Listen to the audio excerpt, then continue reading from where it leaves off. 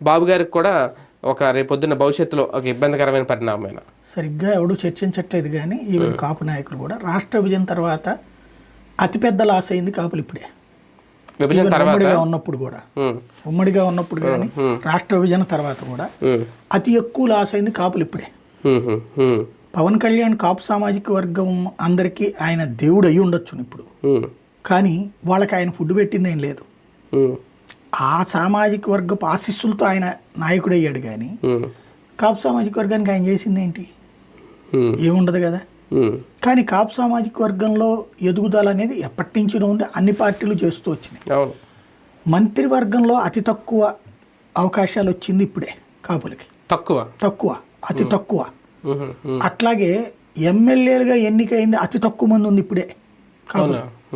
విడిపోయిన రాష్ట్రంలో లెక్కేస్తే ఎంత తక్కువ ఎంపీలు కాపులు ఎప్పుడు లేరు.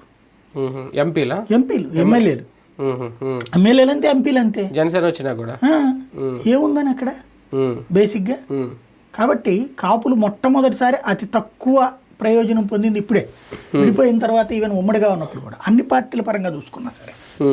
కాబట్టి ఇప్పుడు ఎవరున్నారని ఇప్పుడు జనసేనలో ఉన్నటువంటి వాళ్ళే కాపులు ఎక్కువ మంది, తెలుగుదేశంలో ఒకళ్ళు ఇద్దరు, వైఎస్ఆర్ కాంగ్రెస్ పార్టీలో ఎక్కడ ఉన్నారు ఇప్పుడు గెలిచిన వాళ్ళల్లో అయితే లేరేమో. 2014